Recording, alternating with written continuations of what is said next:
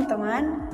Di sini saya akan membuat video untuk merangkum pembelajaran mengenai strategi belajar mengajar mulai dari pertemuan pertama hingga pertemuan terakhir. Namun sebelum itu saya akan memperkenalkan diri saya. Nama saya Suster Putri Nurfitasari Sihotang dengan NPM 2301010096 dengan dosen pengampu Ibu Desi Sijabat SPD MPD. Video ini membahas tentang strategi belajar mengajar di SD. Nah, teman-teman selamat menyaksikan. Baiklah teman-teman semua, sebelum kita masuk pada penjelasan yang lebih luas, pertama kita harus tahu apa itu strategi belajar mengajar atau SBM. Strategi belajar mengajar di SD adalah cara atau pendekatan yang digunakan si guru untuk membantu siswa sekolah dasar atau SD memahami materi pelajaran secara efektif dan menyenangkan. Nah teman-teman, dalam pelajaran ini kita akan membahas beberapa materi dari pertemuan pertama hingga pertemuan ke-14, yang diantaranya adalah pertama, konsep dan prinsip belajar pembelajaran di SD. Yang kedua, merumuskan tujuan pembelajaran. Dan yang ketiga, pengembangan materi pembelajaran. Keempat, pengembangan pengalaman belajar. Yang kelima, keterampilan menjelaskan dan keterampilan bertanya. Yang ketujuh, keterampilan mengadakan variasi dan memberikan penguatan. Dan yang kedelapan, keterampilan membuka dan menutup pelajaran. Dan yang kesembilan, keterampilan membimbing diskusi dan kelompok kecil dan perorangan. Dan yang kesepuluh, keterampilan mengelola kelas dan disiplin kelas. Dan yang ke-11, mengembangkan alat evaluasi. Dan yang ke-12, perkembangan siswa sebagai subjek belajar. Dan yang ke-13 ada implementasi rancangan pembelajaran. Nah, teman-teman semua, tahukah kalian selama mengikuti mata kuliah ini, saya sangat memperoleh banyak pengalaman dan pemahaman tentang konsep dan praktik pembelajaran yang efektif di sekolah dasar. Di awal perkuliahan, kami membahas rencana pembelajaran semester atau RPS yang menjadi panduan utama selama 1 semester. Pada sesi ini juga dilakukan penyusunan kesepakatan kelas sebagai bentuk komitmen bersama antara dosen dan mahasiswa untuk menjaga kenyamanan dan kelancaran perkuliahan. Nah teman-teman, memasuki minggu berikutnya, topik yang kami bahas adalah konsep dasar belajar dan pembelajaran. Kami diajak memahami perbedaan antara keduanya. Belajar dipahami sebagai proses perubahan perilaku yang terjadi secara internal dalam diri peserta didik dan bisa berlangsung secara alami. Sementara itu, pembelajaran merupakan suatu proses yang dirancang dan difasilitasi oleh guru untuk membantu siswa memperoleh pengetahuan, keterampilan, dan sikap. Tujuannya agar pembelajaran di sekolah adalah untuk membawa perubahan positif secara sistematis dan terprogram yang mencakup 3 ranah, yaitu yang pertama ada kognitif, afektif, dan psikomotorik. Nah teman-teman, materi selanjutnya mengupas tentang perumusan tujuan pembelajaran.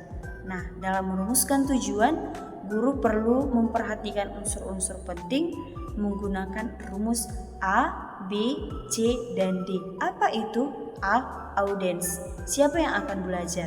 Dan B. Behavior, di mana perilaku atau kemampuan yang diharapkan muncul. Dan C itu condition, di mana kondisi atau situasi saat pembelajaran berlangsung. Dan D. Degree, di mana standar atau tingkat keberhasilan yang harus dicapai. Nah teman-teman, tujuan pembelajaran yang baik akan menjadi dasar dalam menyusun materi, media, dan metode pembelajaran yang tepat. Setelah itu, kami juga mempelajari mengenai pengembangan materi pembelajaran. Materi harus disusun berdasarkan tujuan yang telah dirumuskan sebelumnya dan disesuaikan dengan kebutuhan peserta didik. Materi ini bisa berupa konsep, fakta, prosedur atau prinsip-prinsip yang akan diajarkan oleh si guru. Nah, di tahap selanjutnya, fokus pembelajaran adalah pada pengembangan pengalaman belajar. Guru itu tidak hanya menyampaikan materi, tetapi juga perlu menciptakan pengalaman belajar yang bermakna bagi si siswa, baik melalui kegiatan di dalam kelas maupun di luar kelas. Pengalaman belajar yang dirancang dengan baik akan mendorong keterlibatan aktif peserta didik dan membantu mereka membangun pemahaman secara mendalam. Nah, kemudian kami juga mempelajari keterampilan dasar mengajar, di mana dimulai dari keterampilan menjelaskan dan bertanya. Nah, teman-teman, keterampilan menjelaskan adalah kemampuan guru dalam menyampaikan informasi secara jelas, runtut, dan mudah dipahami si siswa. Sedangkan keterampilan bertanya digunakan untuk mendorong partisipasi aktif si siswa, mengembangkan rasa ingin tahu, dan melatih berpikir kritis. Nah, pertanyaan yang baik juga menjadi alat evaluasi informal terhadap pemahaman si siswa. Nah, topik selanjutnya itu adalah keterampilan mengadakan variasi dan memberi penguatan. Variasi dibutuhkan agar proses belajar tidak monoton. Guru bisa melakukan variasi dalam gaya bicara, penggunaan media, pengaturan tempat duduk, maupun jenis aktivitas lainnya. Sementara itu, penguatan adalah respon positif guru terhadap perilaku baik siswa agar seperti pujian, senyuman, atau gestur lainnya yang bertujuan untuk memotivasi siswa dan memperkuat perilaku tersebut. Nah, topik selanjutnya itu kami juga mendalami keterampilan membuka dan menutup pembelajaran. Membuka pembelajaran yang menarik akan mempengaruhi kesiapan mental dan emosi siswa dalam menerima materinya. Guru bisa memulai dengan apresepsi, motivasi, atau aktivitas ringan yang relevan.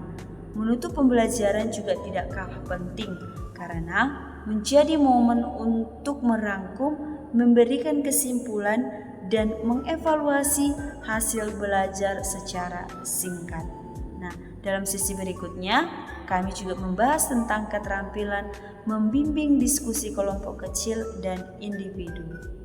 Nah, di sini si guru itu berperan sebagai fasilitator yang membantu siswa berinteraksi, menyampaikan pendapat, saling mendengarkan, dan membangun pemahaman bersama. Diskusi yang efektif membantu mengembangkan kemampuan berpikir kritis, empati, dan juga kerjasama yang baik.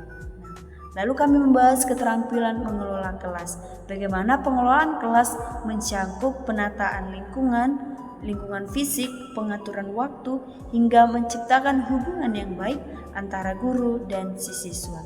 Tujuannya agar pembelajaran berlangsung tertib, nyaman, dan menyenangkan.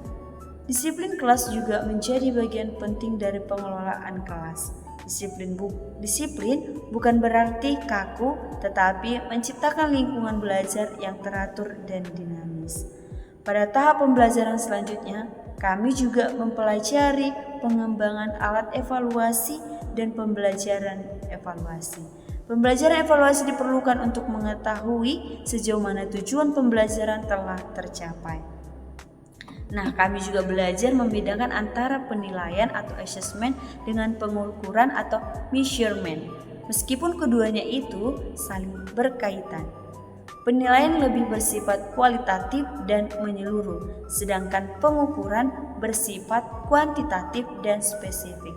Kemudian teman-teman, kami juga membahas tentang implementasi perancangan pembelajaran, yaitu bagaimana guru menerapkan rencana pembelajaran dalam praktik nyata di kelas. Hal ini mencakup kesiapan materi, strategi, waktu, dan pendekatan pembelajaran yang disesuaikan dengan karakteristik si siswa. Nah, teman-teman, sebagai penutup di akhir perkuliahan, kami mempelajari lebih dalam mengenai perancangan pembelajaran itu sendiri. Rencana pembelajaran yang baik mencakup penentuan tujuan, penyusunan materi, pemilihan metode, media, dan teknik evaluasi yang sesuai dengan perancangan yang matang. Guru dapat mengelola waktu dan proses pembelajaran secara lebih terarah, efisien, dan efektif. Nah, teman-teman, demikianlah video singkat yang dapat saya buat mengenai SBM atau strategi belajar mengajar. Semoga video ini dapat membantu kita semua. Terima kasih.